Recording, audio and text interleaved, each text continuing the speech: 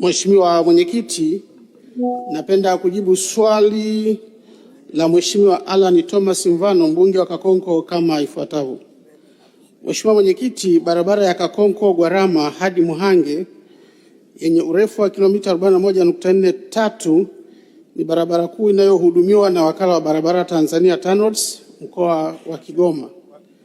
Kwa sasa serikali ipo katika hatua ya kutafuta fedha ili kuifanyia upembuzi yakinifu na usanifu wa kina, ikiwa ni hatua ya awali katika mchakato wa kuijenga kwa kiwango cha lami.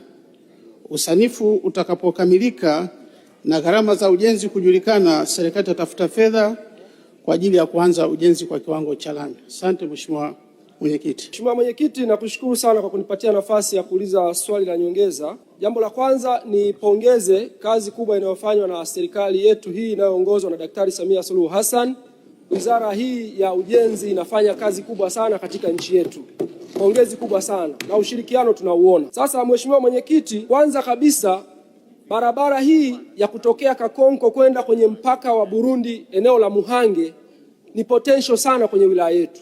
Na kwa sababu ya umuhimu wake, jambo la kwanza nitaka kumuomba Mheshimiwa Waziri utayari wake twende Kakonko aone barabara hii, kwanza aone umuhimu wake, lakini vile vile aone hali ya barabara kwa sasa. Jambo la muhimu sana hilo naomba. Jambo la pili Mheshimiwa Mwenyekiti ni kwamba barabara hii inategemewa na wananchi wa kata za Nyamtukuza, kata ya Nyabibuye, kata ya Gwarama, kata ya Muhange, kata ya Kasuga na kata ya Kakonko. Wananchi zaidi ya 60,000 wanaitegemea barabara hii. Sasa kutokana na mvua zimezokuwa zikinyesha, barabara hii imeshapandishwa hadhi.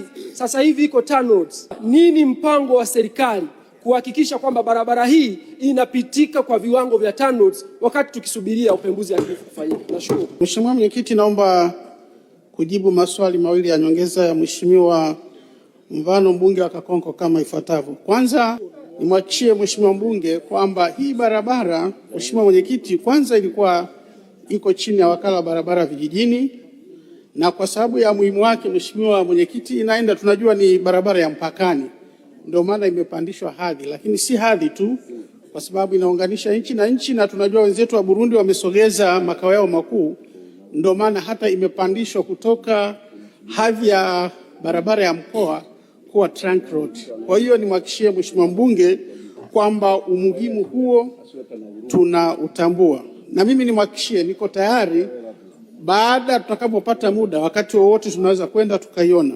Lakini kuhusu kupitika, Mheshimiwa Mwenyekiti, ni swala la kiutendaji. Naomba nimwagize meneja wa mkoa wa Kigoma ahakikishe tunapomaliza bunge hili apate muda wiki hii akaione na ahakikishe kwamba anafanyia ukarabati ili uweze kupitika na wananchi waweze kupata huduma bora za usafiri na usafirishaji katika hiyo barabara. Asante Mheshimiwa Mwenyekiti.